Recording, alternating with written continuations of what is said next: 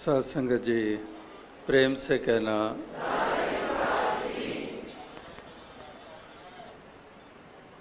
साध संगत जगह जगह पर श्रद्धा भक्ति भावना देखने को मिल रही है। अकीदा विश्वास इस परमात्मा ईश्वर निराकार के ऊपर परिपक्व रखते हुए इस जीवन के सफ़र को तय कर रहे हैं।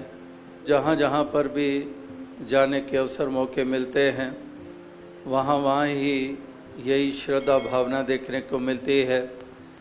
भक्तजन भक्ति भरा जीवन जीने के लिए हमेशा ही उत्साहित रहते हैं और भक्ति में सेवा सत्संग सुमिरन आता है तो सेवा भी तन मन धन की निष्काम भाव से करते हैं, अकर्ता भाव से करते हैं। और सुमिरन इस निराकार का आठों पहर ये उठते बैठते श्वास श्वास सिमरो गोविंद, जो श्वास श्वास पे नाम ले वृथा श्वास मत खोए, या फिर तू ही नंकार करो ते हर पल इसनु याद करो। तो जहाँ पर सत्संग के लिए भक्त जो भक्ति का महत्वपूर्ण अंग है, इसके लिए हमेशा उत्साहित रहते हैं कि संगत करिए साध की अंत करे निर्भाव, साकत संग न कीजिए जाते हुए बिना। तो संगत साधु की करने को ये महत्वपूर्ण मानते हैं। साकत का संग हमेशा संसार के लिए गिरावट का कारण बना है। जो साकत प्रवृत्ति है उसने आज तक डुबोया ही डुबोया है, लेकिन संत प्रवृत्ति जो होती है इसने उभारा ही उभारा है। तो इसलिए संगत करिए साध की कि संतों का संग महापुरुषों का संग ये वास्तविकता में हमारा पार उतारा करता है, हमारे जीवन के म्यार को ऊंचा करता है। तो सत्संग जहाँ भी सत्य का संग होता है वहाँ ही एक स्वर्गमय वातावरण बनता है। वहाँ पर हमारे मन को शुद्धता प्राप्त होती है, वहाँ पर प्रेरणादायक वचन श्रवण करने को मिलते हैं। जैसे गीत कविता व्याख्यान के रूप में अपनी भावों को अभिव्यक्ति दी जाती है, तो सब अपनी अपनी भाषा में एक भाव जो रखते हैं वो एक सरीका ही हुआ करते हैं और वो इसी भाव से युक्त होकर औरों को भी प्रेरित करते हैं कि हमने सत्य का संग किए रखना है, हमने इससे नाता तोड़ना नहीं है। इसीलिए विसर नहीं दातार अपना नाम दे कि दातार तुझे विसारे नहीं, तुझे भुलाए नहीं, तेरा एहसास बना रहे। तो आठों पहर एहसास कैसे बना रहे? अक्सर इंसान कहते हैं काम काज भी करने हैं, घर के काम करने हैं, नौकरी चाकरी भी करनी है, बिजनेस भी करना है, अनेकों जिम्मेदारियां निभानी हैं, तो इससे नाता कैसे जुड़ा रह सकता है? तो कबीर जी ने कितनी सुंदर मिसाल जो दी, जो दास लगातार उसको अब बयान करता आ रहा है कि सुमिरन की सुधियों करो ज्यों गागर पनिहार, हाले डोले सुरत में कहे कबीर विचार। कि एक बहनें गागर सर पे रखकर जो जाती हैं, घर से चलती हैं और कुएं तक पहुंचती हैं और कुएं से पानी भर लेती हैं, उस गागर को भर लेती हैं और फिर सर पे उठा लेती हैं। कई तो एक से ज़्यादा गागर भी एक के ऊपर दूसरी, दूसरे के ऊपर तीसरी भी उठा लेती हैं। तो वो गागर भर लेती हैं और गागर भर के तो क्या वो बैठ जाती हैं वहीं कुएं के किनारे के ऊपर? फिर तो वो एम ही ख़त्म हो गया, एक औचित्य ही ख़त्म हो गया कि पानी तो भर के घर पे लाना है। तो वो क्या करती हैं, वो घर आती हैं और रास्ते में चलती हुई आ रही हैं और रास्ता भी हमवार नहीं है। यहाँ पहाड़ों में तो विशेषकर उतराई चढ़ाई पगडंडियाँ हमवार जगह है नहीं, तो उबड़ खाबड़ ज़मीन से चल कर आती हैं। लेकिन कबीर जी मिसाल क्या दे रहे हैं कि सुमिरन की सुधियों करो ज्यों गागर पनिहार, हाले डोले, हिलती भी हैं, डुलती भी हैं, चलती हैं, बातचीत करती हैं, बातचीत सुनती हैं, अनेकों विषयों के ऊपर बातचीत चल रही है। लेकिन हाले डोले सुरत में कि वो, लेकिन उनको एहसास बना हुआ है कि हमारे सर के ऊपर गागर है, गागर में पानी है और पानी कहीं छलक ना जाए, पानी कहीं गिर ना जाए। इसलिए कॉन्शियसली या सब कॉन्शियसली कह दें, उनको एहसास होता है कि पानी है, इसकी संभाल करनी है। इसलिए वो अपने कदम सहज में इस ढंग से धरती हैं कि जिस्म का बैलेंस बनाए रखती हैं और पानी को गिरने नहीं देती हैं।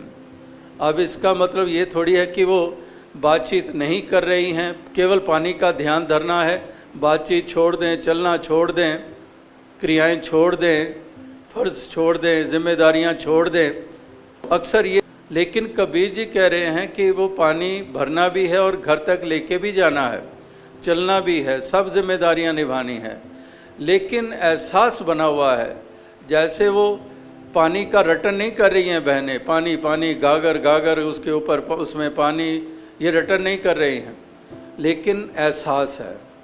तो यहाँ पर भी एहसास की बात हो रही है। जब सुमिरन की बात हो रही है तो एहसास की बात, जैसे माँ की मिसाल आती है कि माँ घर के काम करती है, लेकिन बच्चा चारपाई पे लेटा हुआ रह रह के बच्चे की तरफ ध्यान जाता है कि मैं चारपाई के बीच में सुला कर आई हूँ, कहीं वो एक तरफ तो नहीं हो गया, कहीं किनारे पे तो नहीं आ गया, यानी कि उसको एहसास, कहीं भूख तो नहीं उसको लग गई।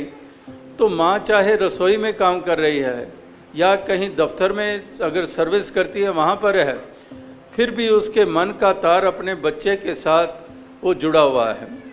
इसी तरह से एक सत्य का संग जब कहा जाता है तो उसका मतलब यही है कि एक इस निराकार का संग बना रहे और उसके लिए इसके भक्तों का संग बना रहे। तो इसलिए सही मिलाई जिना मिलिया तेरा नाम चित आवे, कि ऐसों से दातार मिलाप करा बार बार करा, जिनके मिलाप से तेरा ध्यान आ जाता है। जैसे पहले कहा कि साकत का संग करते हैं, वो तेरा ध्यान थोड़ी दिलाता है। साकत तो दुनियादारी की बात करता है, वो तो वैर वास्तवों में यकीन रखता है, वो तो अभिमान में यकीन रखता है, वो तो कड़वाहट में यकीन रखता है, वो तो गिले शिकवे में रहता है, वो तो दिलों को दुखाना जानता है, वो तो दूसरे के हक को छीनना जानता है। उसका संग जब करते हैं तो हमारे जीवन का म्यार कहाँ ऊंचा हो पाएगा, कहाँ पर हमारे मन को वो शुद्धता प्राप्त हो पाएगी, कहाँ पर वो सुंदर भाव हमारे मन में प्रवेश कर पाएंगे। साकत का संग नहीं, संतों का संग, महापुरुषों का संग, वही हमें ये प्रदान करता है। इसीलिए सही मिलाई जिना मिलिया तेरा नाम चितावे, कि ऐसों से मिलाप करा जिनके मिलाप से तेरी तरफ मन का रुझान हो जाता है, तेरा ध्यान हो जाता है, तेरा एहसास हो जाता है। तो इसलिए इनका संग करते हैं तो ध्यान इस मालिक की तरफ चला जाता है। और ओत प्रोत सा सिलसिला है, अगर मालिक का ध्यान करते हैं तो संतों की तरफ ध्यान चला जाता है। ये ओत प्रोत सा सिलसिला है, ये एक दूसरे के पूरक हुआ करते हैं। जैसे दास अक्सर कहता है कि अगर कोई जिक्र करे कि ये डॉक्टर साहब हैं, कोई इंट्रोड्यूस करता है कि ये डॉक्टर साहब हैं, तो डॉक्टर शब्द सुनते ही एकदम से ध्यान चला जाता है बीमारियों की तरफ। मेरे पेट में दर्द, मेरी बहन के रोग है और इसका उपचार। अगर कहते हैं ये क्रिकेटर है, ये खिलाड़ी है, क्रिकेटर शब्द सुनते ही हमें वो बैट, वो बॉल, वो विकेट्स, वो सब कुछ, वो स्टेडियम आंखों के सामने घूमने लग पड़ता है। इसी तरह से जहाँ पर केवल जिक्र हुआ कि ये डॉक्टर साहब हैं, ये खिलाड़ी हैं, और हमारा ध्यान उससे रिलेटेड जो फील्ड है उसकी तरफ ध्यान चला जाता है। इसी तरह से जब कहते हैं कि ये महापुरुष हैं, ये भक्त हैं, तो ध्यान इस निराकार की तरफ चला जाता है, एक भक्ति की तरफ चला जाता है। तो इस प्रकार से संतों का संग, इस निराकार का सुमिरन और सेवा भी तन मन धन करके भक्त करते हैं, जो भक्ति के 3 अंग, महत्वपूर्ण अंग की सेवा में भी यकीन रखते हैं कि दातार ये सब कुछ तेरा ही दिया हुआ है, ये तन भी, ये धन भी, ये मन भी, ये सब तेरा ही दिया हुआ है। तेरा तुझको सौंपते क्या लागे है मेरा, कि है तेरा ही, तुझे ही सौंप रहे हैं। और तुझे सौंपने का मतलब कि ये मानते हुए कि ये तेरा है, और सौंप रहे हैं इसके बंदों की सेवा करके, क्योंकि नर सेवा नारायण पूजा। एक उनकी सेवा करके दातार निराकार, ये मन में एहसास है कि देने वाला तू है, तूने दिया है, और इसको फिर परोपकार में लगाते चले जाते हैं, सेवा में लगाए जाते हैं, तन करके, मन करके, धन करके, हर प्रकार से इसका सदुपयोग होता है जब यह एहसास होता है। अगर यह एहसास नहीं होता है तो फिर वास्तविकता में इंसान सेवा तो क्या करेगा, वो तो छीनना जानता है। जैसे पहले दास ने कहा कि वो साकत प्रवृत्ति, वो मनमुखों वाली प्रवृत्ति जो दुनियादारी में ही केवल खचित रहते हैं, वो सेवा क्या करेंगे, वो तो छीनना जानते हैं, वो तो छीनना जानते हैं, लूटना जानते हैं, चतुराई से, छल कपट से अपना घर भरना जानते हैं। तो उनकी तो ये प्रवृत्ति होती है, सेवा क्या करेंगे। लेकिन महापुरुष कहते हैं कि तन पवित्र सेवा किए, धन पवित्र दिए दान, मन पवित्र हरि भजन से इस विधि हो कल्याण। कि ये तन मन धन तीनों को पवित्रता मिल जाती है अगर ये परमार्थ में लगते हैं। अगर परमार्थ से बिल्कुल नाता नहीं है और केवल अपनी लालसाओं की पूर्ति के लिए लग रहा है, केवल अपनी खुदगर्जियों के लिए लग रहा है, केवल शोषण के लिए लग रहा है, तो इनको कोई महत्ता नहीं रह जाती है। तन की, मन की, धन की कोई विशेषता नहीं है। फिर धन होते हुए भी कंगाल हो, महल होते हुए भी खंडर में रह रहे हो, विद्याएं पढ़ी हुई हैं लेकिन अनपढ़ से भी अनपढ़ हो, खूबसूरती है लेकिन बदसूरत हो, क्योंकि सीरत नहीं है, सीरत अच्छी नहीं है, वो भाव अच्छे नहीं हैं, वो खूबसूरतियाँ क्या करेंगी। इसी तरह से ये तन पवित्र सेवा किए, हाथों से हम सेवा करते हैं, पाँव से चलकर संगत जाना, कर से सेव कमाना है। हम अवतार वाणी में भी पढ़ते हैं कि इस तरह से ये तन को पवित्रता मिलती है, आँखों को पवित्रता मिलती है कि नैनन संत दरस नहीं देखा, लोचन मोर पंख कर लेखा। कि नैनों से दर्शन करते हैं, नैनों को पवित्रता मिलती है। चाहे लाख नज़ारे हों, आँखें देखें उनको, लेकिन कहते हैं कि आँखों की महत्ता, अगर वो नैनन संत दरस नहीं देखा, अगर सज्जनों संतों के दर्शन नहीं करती आँखें, तो आँखें ऐसी हैं जैसे मोर के पंख के ऊपर आकृतियाँ बनी होती हैं, वैसे ही वो आँखें हैं, आँखें होते हुए भी वो आँखें नहीं हैं। इसी प्रकार से जो सिर साईं ना निवे सो सिर कीजिए काय, कुन्ने हेठ जलाइए बालन संदे थाएं। कि ये सर की भी कीमत तभी है अगर ये श्रद्धा से झुकना जानता है। जो सिर साईं ना निवे सो सिर कीजिए काय, उस सर का क्या फ़ायदा, कुन्ने हेठ जलाइए बालन संदे थाएं। वो तो एक ईंधन के काम आ जाए, वो तो बालन के काम आ जाए। तो इस तरह से रसना जपे ना नाम ता तिल तिल कर कटिए। इस ज़ुबान की भी कीमत क्या है, ज़ुबान की भी कीमत तभी है अगर ये हरि का यश कर रही है, मधुर वाणी का इस्तेमाल है, दिलों को सुकून दे रही है, तब तो इस वाणी का महत्व है, वरना इस ज़ुबान का भी कोई महत्व नहीं है।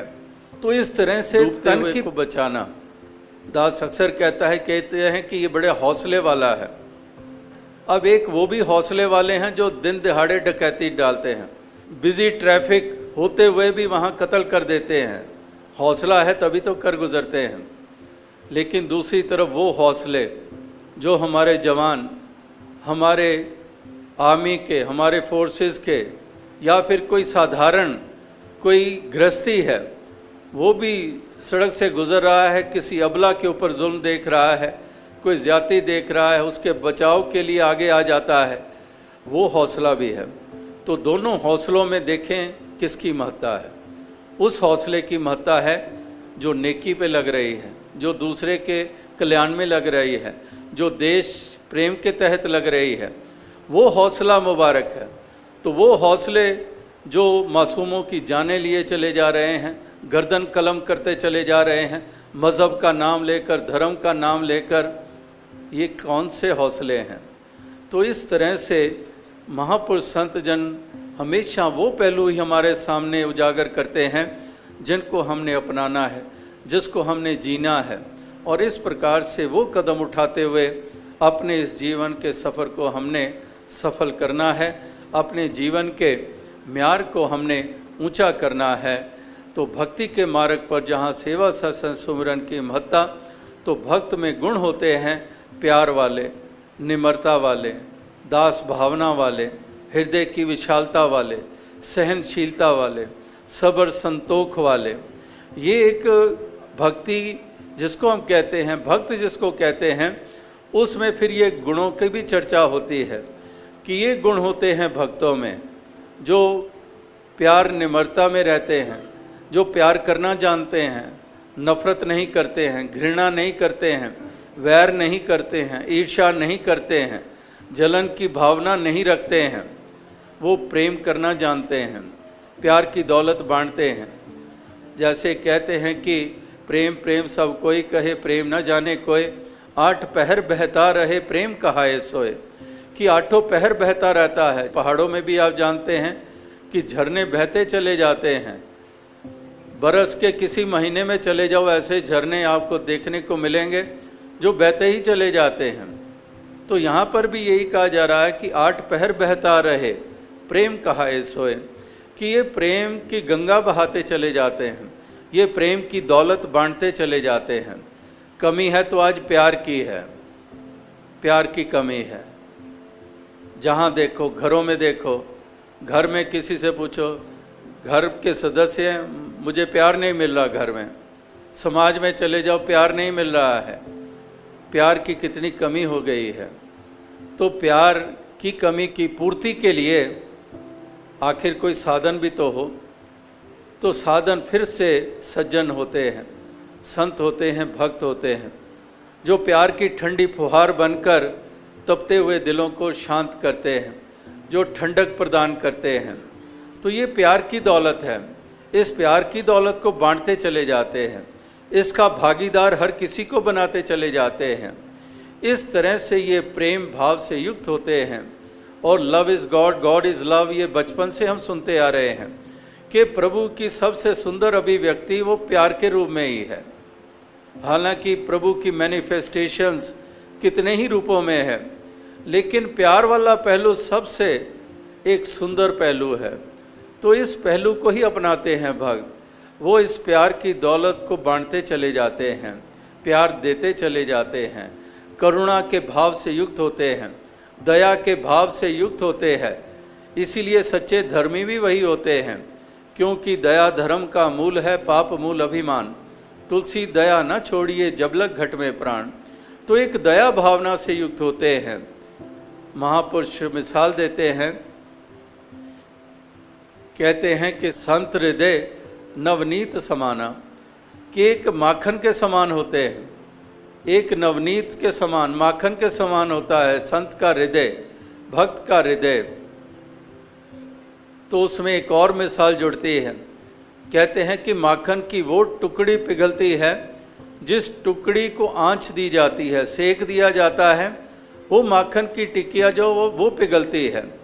लेकिन संत की महत्ता इससे भी आगे कि सेक या आंच किसी और को लगती है और पिघल ये जाते हैं। इस तरह से इनका एक दयालु हृदय होता है, एक दर्द होता है हर किसी के प्रति, दूसरों के जानते, ना इस दूसरे को नीचा मानते हैं। आपस को जो जाने नीचा, सही गनिए सब ते ऊंचा। बुरा जो देखन मैं चला, बुरा ना मिलियो कोई, जा मन खोजा अपना, मुझसे बुरा ना कोई। अपने आप को नीचा मानते हैं, अपने आप को दास मानते हैं, अहम अभिमान नहीं। दुनिया में तो दूसरों को ही नीचा माना जाता है और दूसरा बताया जाता है। जाति के आधार पर तू नीचा, मज़हब के आधार पर तू नीचा, भाषा मेरी उत्तम, रंग मेरा गोरा, तू काले रंग का, तेरा तिरस्कार। इस तरह से अनेकों अनेकों नेशंस के हिसाब से, प्रांतों के हिसाब से कितने कितने बाउंड्रीज, कितने कितने दीवारें। तो इस तरह से इंसान अहम करता है, अभिमान करता है, तन का भी, धन का भी, विद्वता का भी अभिमान करता है और दूसरे को नीचा दिखाता है, दूसरे को नीचा मानता है। लेकिन भक्त महापुरुष ये सत्कार करना जानते हैं, ये दूसरे का आदर करना जानते हैं, अपने आप को निमाणा मानते हैं, अपने आप को अधूरा मानते हैं और उसी अधूरेपन को पूरा करने के लिए ही हमेशा यत्नशील रहते हैं। और संसार में दूसरे को नीचा माना जाता है, अधूरा माना जाता है और उसकी फिर निंदा की जाती है। उसको जहाँ बैठेंगे उसकी निंदा करते चले जाएंगे। तो एक अंग्रेज़ी में कहावत है, if you spend more and more time in improving yourself, less and less time is left to criticise others. कि अपने आप को सुधारने में अगर अधिक समय लगाओगे तो दूसरे के ऊपर उंगली करने के लिए समय नहीं बचेगा। तो इस प्रकार से अपने आप को सुधारना, अपने आप को संवारना, तो इसलिए वो तभी संभव होगा, पहले अपने आप को अधूरा तो माना जाए, पहले वो विनम्रता तो आए। अगर है ही नहीं है, मैं ही हूँ, मैं ही पूर्ण हूँ, मैं ही सब कुछ हूँ, तो मैं करते चले जाएंगे तो इम्प्रूवमेंट का तो कोई स्कोप ही नहीं रह जाता है, क्योंकि आँख के सामने पर्दा आ चुका है, सच्चाई क्या देख पाएंगे। तो इसलिए विनम्रता, दास भावना, हृदय की विशालता, सहनशीलता, ये अनेकों गुण हैं जो भक्तों के होते हैं। इस निराकार का शुक्र करते चले जाते हैं कि दातार तेरा शुक्र है, तूने ये घड़ियाँ दे दी हैं, तूने ये पल छिन दे दिए हैं, ये कभी कभार हिस्से में आते हैं, ये दातार तेरा शुक्र है। ये भक्त शुक्र करना ही जानते हैं, शुक्राने का ही भाव रखते हैं। शहंशाह बाबा अवतार सिंह जी भी कहते हैं कि करदा रब दा शुक्र, हर वेले हर हाल दे अंदर करदा रब दा शुक्र, कि हर वेले हर वक्त हर हाल में, कैसी भी स्थिति कैसी भी परिस्थिति, हर वेले हर हाल दे अंदर करदा रब दा शुक्र। तो ये शुक्राने के भाव के कारण ही आनंद ले रहे हैं, और अगर शुक्राना ना हो, शिकवे हो, तो आनंद कभी मिल नहीं सकता है। तो फिर ये बरसात हो, ठंडक हो, तपश हो, ये आनंद लेते चले जाते हैं, क्योंकि शुक्राने का भाव है। तो इस तरह से दातार कृपा करे कि ऐसे ही हर किसी भक्त को ये महत्ता प्रदान करे, ये भावनाएं प्रदान करे, ये मन की अवस्था प्रदान करे, और साथ ही साथ ये दुनियावी सुख भी तन मन धन के दातार आप सभी को भी प्रदान करे, सारे विश्व को प्रदान करे। साथ संगत जी धन।